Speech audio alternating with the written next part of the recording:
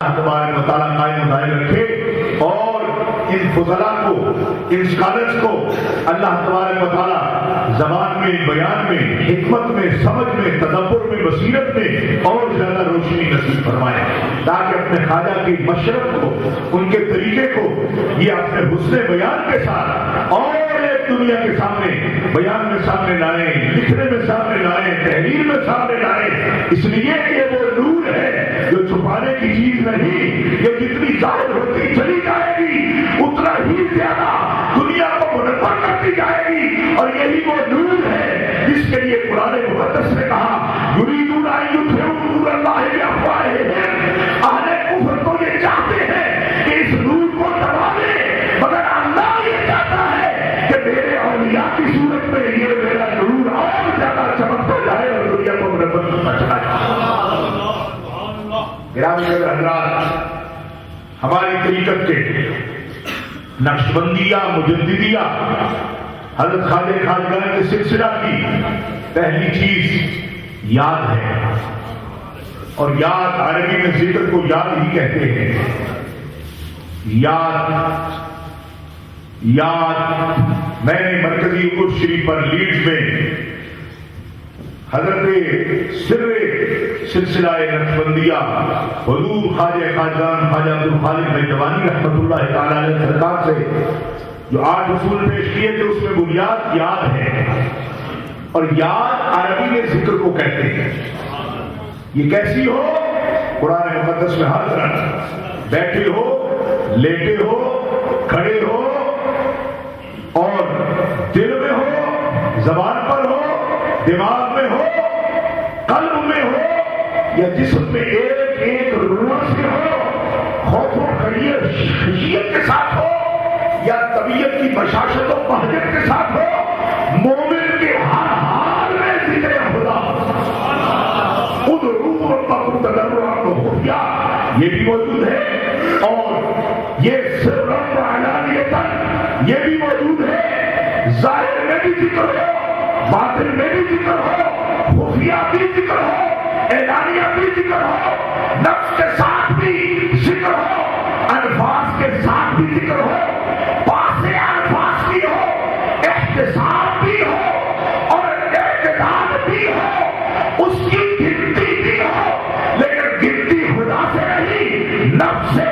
کہ جب تک تجھے ان مراحل سے گزار نہ لوں گا فرات نہ ہونے دوں گا، حتیٰ کہ دل جب کام کی طرف، جب ہاتھ کام کی طرف ہو تب بھی دل یاد کی طرف ہو، ہاتھ کار وال پہ دل یاد بن۔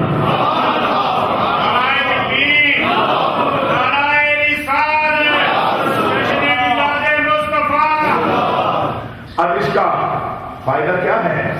اہل شریعت کے سمجھے کہ اہل طریقت کو ہر وقت آپ کی سکھاتے ہیں، ہم یہ کہتے ہیں ذکر ایک ایسی چیز ہے کہ جس پہ شریعت بھی متفق ہے، یہ شریعت کی بھی آواز ہے اور طریقت کی بھی آواز ہے، کیونکہ شریعت و طریقت کی جامع جو چیز ہے وہ ذکر ہے۔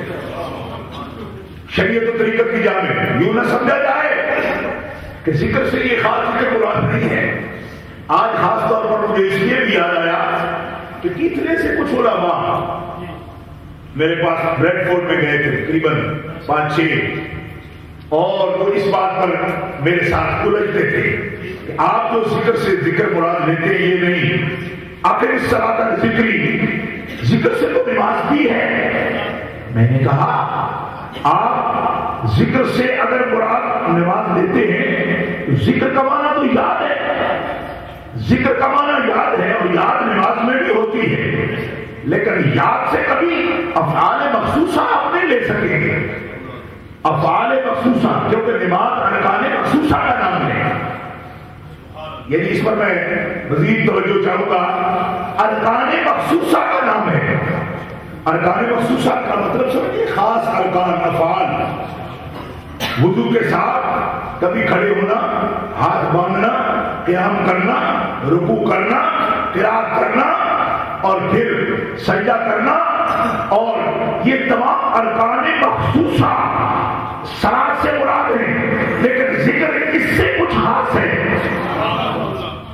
ذکر صرف ارکان مخصوصہ جوارح کا نام نہیں، ذکر خاص تعلق رکھتا ہے قلب کی حرکت کے ساتھ اور قلب کی حرارت کے ساتھ، اور اس کا مرکز ہاتھ نہیں، اس کا مرکز دماغ نہیں، اس کا مرکز دل ہے، اس کا مرکز دل ہے۔ نماز میں اور ارکان کا تعلق ہے، ذکر کا مرکز دل ہے۔ اور پیارے مصطفیٰ فرماتے ہیں پورے جسم کا سردار اور رئیس دل ہے۔ اذا صلحت صلح الجسد كله واذا فسدت فسد الجسد كله۔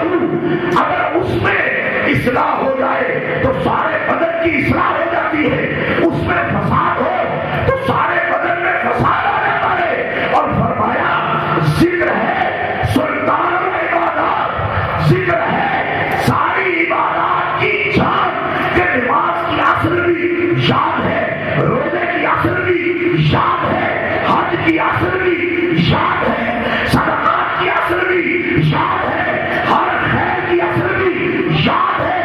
یاد جب ذکر ساری عبادات کی جان ہے اور قلب سارے اعضاء کا رئیس ہے، تو فرمایا ذکر کو متعلق کرو اپنے قلب کے ساتھ، اور قلب سے متعلق کرتے ہو تو پھر تمہارے سارے بدن پر خدا کی یاد کا قبضہ ہو جاتا ہے، اور جب وہ قابض ہو جائے دل پر تو سارے بندے پر قابض ہو گیا، اور جب سارے بندے پر قابض ہو گیا تو وہ اعلان فرماتا ہے فاذکرونی اذکرکم۔ جب تو سارا میرا ہو گیا تو میں مالک بھی تیرا ہو گیا۔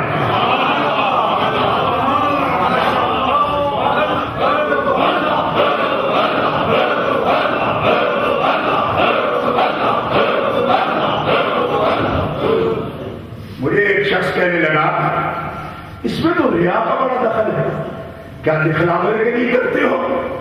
تو میں نے کہا کون سی عبادت ہے جس میں ریا کا تعلق نہیں؟ نماز خالص عبادت ہے۔ قرآن کہتے ہیں ولا یذکرون اللہ الا قلیلا مذبذبین بین ذلک لا الہ الا لا الہ الا۔ اور قرآن کہتے ہیں یراؤن الناس، وہ نماز کے لیے بھی آئے تو دکھلانے کے لیے آتے۔ تو میں نے کہا اس کا مطلب تو یہ نکلا کہ اگر کوئی داڑھی مبارک رکھے گا تو اس لیے رکھے گا تاکہ لوگ دیکھنے کی داڑھی رکھی ہوئی ہے۔ میں نے کہا حضرت آپ پھر جمعہ شریف پڑھنے آئیں گے تو کیا وہ دکھلاوے کے لیے ہوگا؟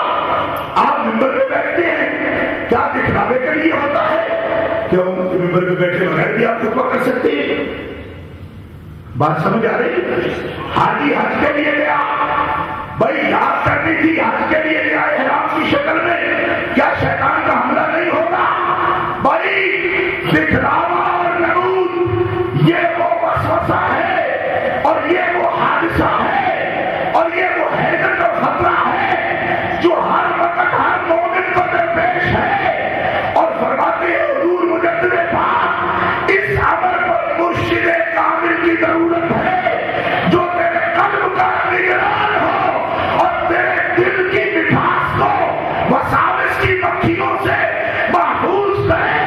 اپنے قلب پر مرشد کو نگہداشت دو تاکہ تیرے دل پر نگرانی کر کے تجھے شیطان کے شر سے محفوظ کر سکے۔ یہ وہ نگہداشت ہے، اور یہ نہ سمجھو کہ یہ صوفی کا خطرہ ہے، یہ مولوی کا بھی خطرہ ہے۔ میں پوچھتا ہوں معلم تقریر کرتا ہے، کیا اس کا دل اس میں خوش نہیں ہوتا کہ میں تقریر کرتا ہوں؟ میں تقریر پہ بیٹھا ہوں، کوئی دنیا میں ایسا عالم میں نے نہیں دیکھا جو تقریر کرنے کے بعد لوگوں سے نہ پوچھے کہ ان کے چہرے کا سراغ نہ دیکھتا ہوں۔ تو میں نے کہا جب لوگوں کے چہرے دیکھ کر دل خوش ہوتا ہو یہ میری تقریر سمجھتے ہیں تو یہ علماء نہیں کہ جب اس کے دل پر شیطان کا غلبہ آتا ہے۔ اور دنیا میں کوئی بھی پڑھنے والا چاہے نعت پڑھے، چاہے تقریر کرے، چاہے خطبہ دے، چاہے تدریس کرے، میں نے مدرس دیکھے، مدرس ایک کونے میں بیٹھے حدیث پڑھا رہے ہیں، ان کے دل میں خوشی اٹھتی ہے کب کہ جب وہ سمجھتے ہیں میرا طالب علم میری گفتگو کو سمجھتا ہے، ان کے دلوں میں خوشی آتی ہے۔ این اسلام ان کے لیے خطرہ ہے، این اسلام